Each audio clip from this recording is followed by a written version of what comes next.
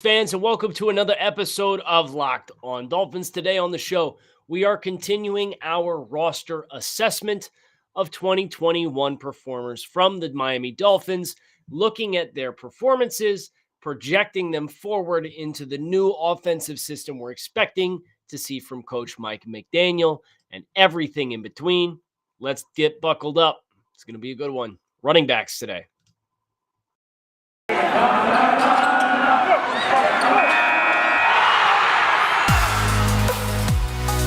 Locked On Dolphins, your daily Miami Dolphins podcast, part of the Locked On Podcast Network, your team every day.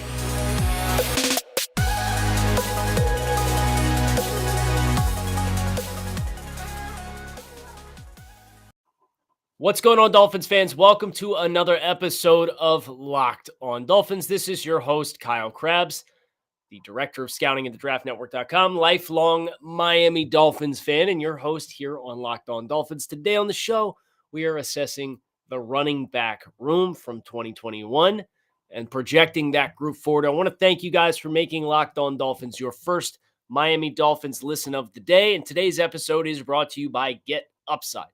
Just download the free Get Upside app and use promo code TOUCHDOWN to get 25 cents per gallon or more on your first tank. Running back group is obviously a sore subject for a lot of Dolphins fans, and it's important to note the Miami Dolphins' production in this department throughout the course of the season.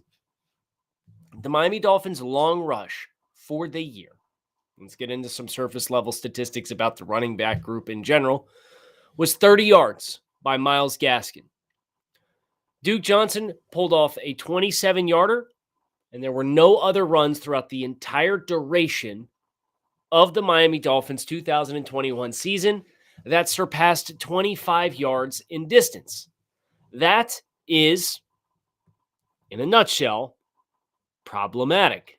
That is exactly why the Dolphins are entering into this offseason with another continued year of frustration and anxiety, I think is a good word to use to describe the running back room. Miami in its entirety, across the 17 games played, averaged 26 rushing attempts per game for 92.2 yards per game, a total of 422 rushes for 1,568 yards and 12 touchdowns, an average of 3.5 yards per carry, to which I say, yikes.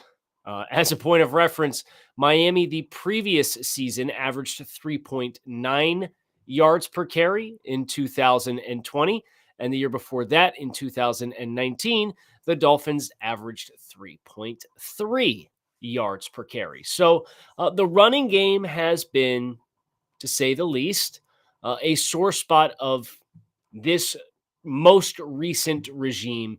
And obviously, that was one of the things that spurred the change in Miami, making a hire of Mike McDaniel with the intention to improve the offensive line in the running game. And it's been well documented. I know Field Yates put it out this past week. Miami hasn't had a top 5 offense or top 10 offense in the NFL since 1995. 1995. There is no head coach in the history of the Miami Dolphins other than Don Shula to field a top 10 offense. And that is terrifying. And that needs to change. And obviously the hope and the objective of hiring Mike McDaniel is to spur about some of the improvements necessary to get there. We have a number of backs that we need to discuss. Myles Gaskin, Savannah Ahmed, Duke Johnson, Malcolm Brown, Phillip Lindsey, Patrick Laird. That's kind of your gauntlet. That's your gambit of players at the running back position. And of course, based on the history and the trends of the Shanahan offense and wide zone and McDaniel and what they did in San Francisco with Kyle Juszczyk, do not be surprised if we go out, we get ourselves a fullback this offseason, and one would desperately be needed when you take into account Miami did not implement full. I mean, Christian Wilkins was your fullback, right? And he obviously caught a touchdown. I believe that was against the New York Jets. You have some hybrid type tight end players, but that is a missing link altogether that's going to need to be filled, whether that player is acquired via the draft, free agency, or a player trade acquisition. A lot of exciting opportunities in that specific role, but we can already look at the running back group and say, we need more here. But the running back groom in its entirety has to start and end with Myles Gaskin. He had 173 carries on the season. That was 102 more than any other player on the team. Duke Johnson had the second highest carry totals. And across those 173 rush attempts, Myles Gaskin averaged 3.5 yards per carry, had 612 yards, had 3 touchdowns on the ground, an average of 10.2 for 36 per game across 17 games played and 10 games as a starter. Myles Gaskin's bigger impact on the game was in the passing game. He caught 78% of his targets, 49 receptions on 63 targets. He only averaged 4.8 yards per reception. That is probably more of a testament to the offensive line and the screen concepts that the team had at their disposal, but had 4 touchdowns in the receiving game as compared to just 3 on the ground on 173 touches. Gaskin, 222 total touches on the year, 3.8 yards per touch, which is brutal. It's not good enough. And we all know that it's not good enough. And I think you look at Myles, and this is where you see some of the challenges that Myles Gaskin presents as a player that you're going to put into a full-time role. They manifested themselves this year. Myles looked promising in 2020 for the stretch, and then he had the knee injury. And he was a late-round draft choice because he wasn't the fastest. He wasn't the biggest. He wasn't the most powerful. He wasn't the most agile. And Myles Gaskin is a player that I think a lot of teams would probably love to have in their offensive backfield, but in a complementary role. And that, for me, was the most troubling part of Myles Gaskin is even the complementary peripheral pieces of his game took a big step back. There was a lot of point of emphasis on yoga and pliability to make sure he's more durable. But he got bullied more. And he didn't create a lot of yards after contact. And he regressed significantly in pass protection. And then you watch Phillip Lindsey come into the fray, and then Duke Johnson come into the fray, and these dudes ran with a little bit more oomph and a lot more pop than what Myles did. And I think that kind of leaves Myles in a space where projecting him forward, he's ideally probably somebody who's going to be a pass catching back for someone, whether it's the Dolphins or elsewhere. But if I'm going to put somebody into that Shanahan style system, I would like one of two things. I'd either like more dynamic ability to cut and explode into your cuts, to be able to string out that point of attack. You come through the mesh point, you take the football, and you're going to press. And then when you identify that hole is there, bang, you stick your foot in the ground, you get north, and you go. And that's not necessarily a strength of Myles' game. He's more smooth, fluid, but he's not explosive. And that's a sticking point for me.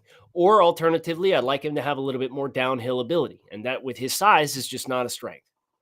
So I think that when you project Myles forward, I think he could be a quality depth piece. I think he could be a valuable piece of a running back by committee.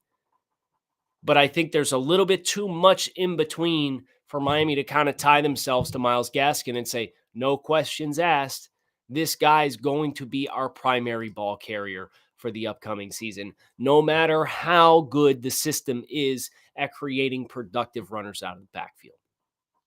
Dolphins fans, if you have not downloaded Get Upside, I don't know what to tell you at this point. Listeners are earning cash back for every gallon of gas every time they fill up. Just download the free Get Upside app in the App Store or Google Play right now and use promo code Touchdown for 25 cents per gallon or more on your first fill up cash back. Don't pay full price at the pump anymore. Get cash back using Get Upside. Just download the app for free and use promo code Touchdown for 25 cents per gallon or more on your first tank. Some people who drive a lot are saving as much as $200 to $300 a year in cash back, and there's no catch. The cash gets added right to your account. You can cash out anytime to your bank account, PayPal, or e-gift card for Amazon or other brands.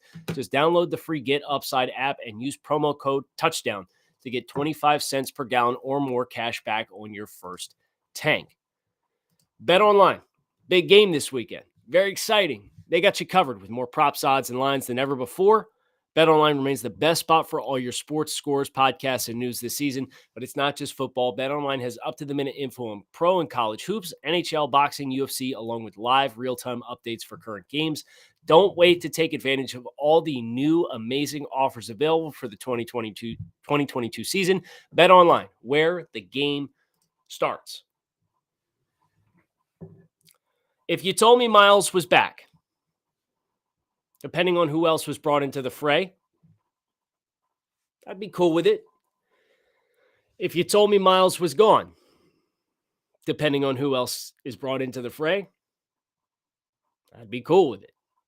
I am fairly neutral on Myles Gaskin as a player that is going to be a long-term fixture of backfields with the Miami Dolphins.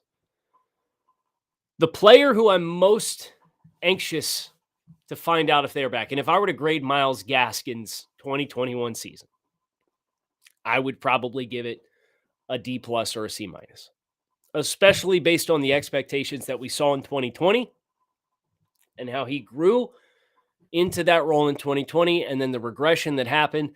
And I understand the offensive line a lot of times didn't do him a lot of favors. But then you get Duke Johnson, who comes into the fray mid-season. He only played in 5 games, and in 5 games, he had 71 carries across 5 games, an average of 14.2 per game dressed. And he averaged in the games that he played 30 more yards per game than Myles Gaskin did. 4.6 yards per carry, 330 rushing yards, 3 touchdowns. And he did this, mind you, in 1/3 the sample size of what Myles Gaskin did. This dude was gung-ho from the jump. He was a really, really refreshing breath of fresh air for the Dolphins. We talked about Myles Gaskin, 222 touches, 3.8 yards per touch. Duke Johnson, 75 touches in 5 games, 4.9 yards per touch. He was not as involved in the passing game as you probably would have expected if I told you that Duke Johnson was going to be a fixture for the Dolphins backfield because, hey, Duke Johnson's been known as a productive pass catcher throughout the course of his career. Well, he's got several seasons of 500 plus receiving yards. He did it his first 3 seasons in the NFL for the Cleveland Browns. Now, granted, he never topped more than 410 rushing yards in a season. But Duke, I mean, in 2020 with the Texans, he averaged 3.1 yards per carry, up to 4.6. It was the fact that he was able to, and in part because of need, come into this team and be as productive as he was while not even really accentuating the best part of his game, which was as a pass catcher. Duke Johnson came into this year with more career catches than he had rush attempts. Or it was close. I was looking at the targets. Duke Johnson came into this year with 307 receptions for his career across 6 seasons in the NFL. He caught 4 balls this year in 5 games. I feel like there's an opportunity to be gained to put Duke Johnson and continue to keep him in the fray. Now, the challenge is at 5'9", 210 pounds, his strengths parallel pretty closely to Myles Gaskin, but not as the ceiling's not as high in pass protection. But if you were to tell me the Dolphins were going to keep one guy to be a pass catching back, I would want it to be Duke Johnson. I would not want it to be Myles Gaskin. Then you get into the numbers game, and that's the challenge.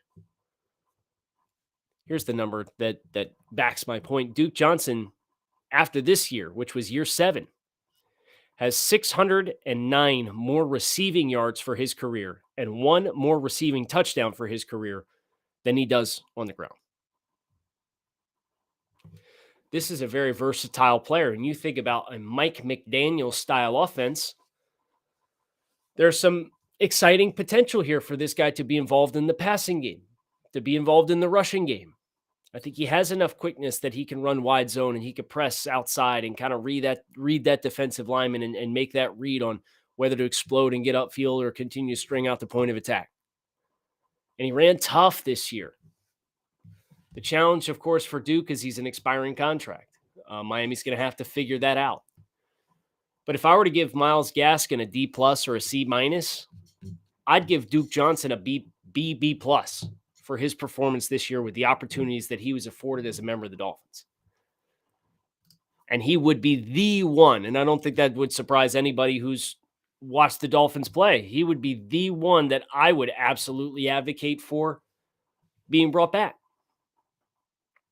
Savannah Ahmed, 54 rushes, 149 yards, 2.8 yards per carry, 12 receptions for 117 yards. He did not find the end zone this season, and across 66 touches, averaged 4.0 yards per carry. Savon's tough. He's a tough player because he does run with juice. But his third down passing skill set, unlike the first two names that we talked about, I don't think is overly appealing. And he's not a big guy, right? He runs fast, but he's 5'11", 197. As far as backs go historically, he's not a particularly big player. And maybe his mental block or his productivity block came in part because he was playing for a staff that didn't trust him. And I think the Dolphins showed that with a number of players. If they didn't trust you, they weren't going to put food on your plate and ask you to do a lot. They had some guys that they would just not even dress. And there were times that was the case with Savannah Ahmed. 54 carries across 12 games for an offense that was looking for a spark, and Ahmed was the guy in 2020 who provided the spark. The interesting thing about Ahmed and projecting him forward for the Dolphins is this is a player who was originally signed out of Washington as an undrafted free agent with, drum roll please, the San Francisco 49ers, which of course were featuring the new Miami Dolphins head coach, Mike McDaniel. If there's enough of a history there and a familiarity there for Ahmed to warrant a roster spot for 2022, I don't know. And that really is going to come down to how aggressively they choose to overhaul the position. What I would say is this. Zavon Ahmed, 2.8 yards per carry, obviously disappointing season for him, especially based off the promise that he showed in the 6 games that he played last year in the second half of the season. He would not be preventing me from making any personnel moves in the defensive running back room. And he's somebody who I would be considering at this point in time as probably fringe roster, 53-man roster talent. And if you come into next season and you don't get dinged with a couple of injuries and Ahmed still makes the team, either he took a big step forward as a player or you've done your running backs room a disservice by not introducing enough competition to really prompt him to be off the roster. Our next running back is another back who came into the team midseason and showed some promise in one of his early games with the team, rushing for 12 for 42 against the Carolina Panthers in the win. He played 4 games for the Dolphins. It's Phillip Lindsey. For the year, Phillip Lindsey logged a total of 88 rushes for 249 yards, averaging 2.8 yards per attempt. That sounds bad. It's because it is. But he actually had a better yards per carry average for the Dolphins, 3.1, than he did for Houston across 10 games played, which was 2.6. What's interesting about Lindsey is this is a player who his first couple of years in the league was a 1,000-yard player. He's a Pro Bowl rookie as an undrafted free agent in 2018. He only started 8 games that year, but he played in 15, and he averaged 5.4 yards per carry, 69 yards on 12.8 attempts, caught another 35 passes for 241 yards, 227 total touches for 1,278 yards from scrimmage, and 10 touchdowns. That's all really good. But every year, he's been given less and less and less and less and less. And Lindsey this past year obviously played in a very unideal situation in Houston before coming to another unideal situation with the Miami Dolphins. This is ideally somebody who, again, is running your wide zone, outside zone. He's a smaller guy, 5'8", 190. Now, being 5'8", 190 lends you some good leverage to be able to run the ball and run with admirable toughness. But I do think Lindsey is a back who would benefit the best from, not dissimilar to Duke Johnson, potentially not dissimilar to Myles Gaskin, being involved in the passing game and pressing outside. And what's really fascinating about all of these backs that we've covered thus far is Miami's offensive line in years past had been constructed to have all these heavy hitters up front. And I know they were one of the more gap prevalent concepts from a running game perspective in the entire NFL. You didn't have anybody who could run between tackles. And this is not a advocation for Najee Harris by any means. I'm glad the Dolphins didn't draft Najee Harris in the first round because you got you Jalen Phillips and you still got Javon Holland. And I don't necessarily know that this year's backs in the draft are going to make sense to draft with a top 50 pick. And the Dolphins are going to have 2 chances to do that if they want to. I don't know that this system's going to prioritize it. I don't know if this coach is going to prioritize it. I don't know. But Phillip Lindsey is kind of a wild card because his track record and resume shows if you get the rest of the stuff out in front of him correct, he could be a productive player. But if I were to put him on the hierarchy, he's probably 2 behind Duke Johnson for me. I think Duke gives you even more in the passing game. He's not as explosive as Phillip Lindsey, but Duke Johnson's a bigger player, and I think you get more versatility in that regard. So I would stack him as the names that we've talked about, and I would give Phillip Lindsey's 4-game appearance for the Miami Dolphins, 38 rushes for 119 yards. I'd give it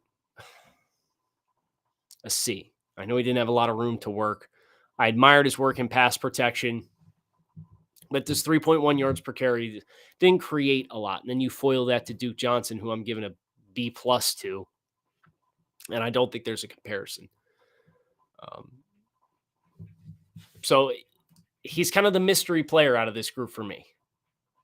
The other 2 names that we're going to get to next are not a mystery to me, and neither is the quality of Built Bar. Built Bar is a protein bar that tastes like a candy bar. These things are high in protein, high in fiber, low in calories, low in sugar. They got 100% chocolate on all of their bars. And right now you can visit Built.com and use promo code LOCK15 to save 15% off your next order. That is Built.com, promo code LOCK15 to save your next order 15% of the world's most delicious protein bar. I don't think it's going to come to a surprise of anybody that I'm going to sit here and tell you that Malcolm Brown should probably just go ahead and list whatever apartment he had here in South Florida. Let's go ahead and call it a day. Malcolm Brown had 36 touches on the season for 3.8 yards per touch, 135 yards from scrimmage. And mind you, 24 of those came on a touchdown run on 4th down. Pretty terrifying potential if you omit that run from the lexicon. And I'm not a math guy, so I'm going to 3.15 yards per carry outside of that early season touchdown run for 24 yards. Brown was the guy who was supposed to be the between the tackles hitter, but he was just very stale as a runner. You watched him in a lot of the short yardage instances that Miami tried to get him the football to push the pile, and they're giving up penetration up front because teams know that it's going to be a run. So they're shooting gaps and they're crossing guys' face. And Malcolm Brown on a number of occasions had to redirect and get off the rails in order to find the space he needed to convert those opportunities. And he didn't have it. And I know he's coming back off of injury the previous season. He played in 7 games. He started 3 for the Dolphins. This is somebody who never had more than 419 rushing yards coming into last year. His career average with the Rams across 6 seasons was 4 yards per carry. Not very involved in the passing game at all. He capitalized on a contract year in 2020. He set a career high in rushing yardage. He nearly doubled it. He tied a career high in rushing touchdowns. He set a career high in receptions by more than double his previous total. He set a career high in receiving yards by triple his previous high in a contract year in 2020. The Dolphins got. The entire body of work probably should have tipped us off to some flags that this guy wasn't going to be a significant contributor and had traditionally always been a part of a committee. And that's what he proved that he was. And that player can be found in a lot of different places. But for the Dolphins, especially with a new offensive structure coming in, one that's probably going to implement a lot more zone. And I understand he played with McVay. I get that. But I think it's a change of scenery is probably necessary here. And I would give Malcolm Brown a D for his performance in 2021 as well. Which just leaves the intern, Patrick Laird. We obviously don't get to talk about Jared Dokes. He didn't play this year. So Patrick Laird, 6 games played.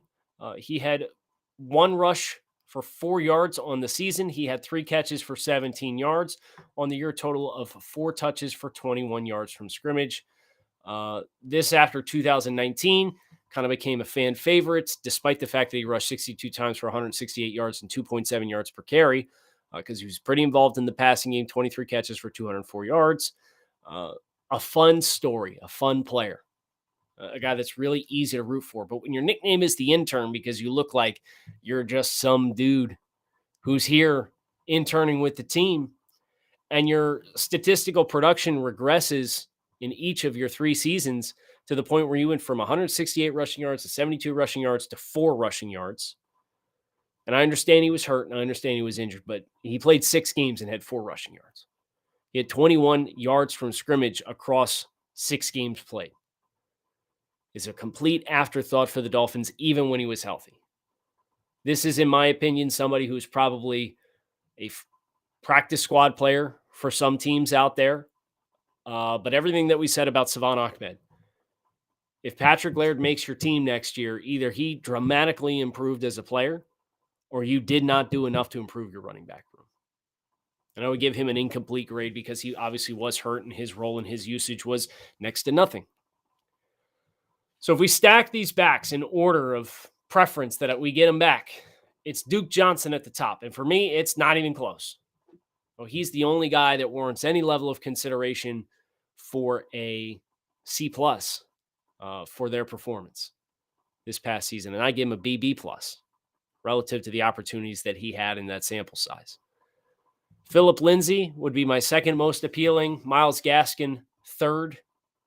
Zavon Ahmed, fourth. Malcolm Brown, fifth. Patrick Laird, sixth. In a perfect world, we only get one back. And I would like for it to be Duke Johnson. We'll see if that happens, though. It's kind of one of the big mysteries is how this team is going to mesh and blend their current personnel with the ideologies of Coach McDaniel, which is why I'm looking forward to what this offseason brings, and I hope you are too. If you are, make sure you hit subscribe and keep it locked in right here on Locked On Dolphins of Kyle Krebs. Thanks, as always, for watching and or listening to the podcast. Make it a good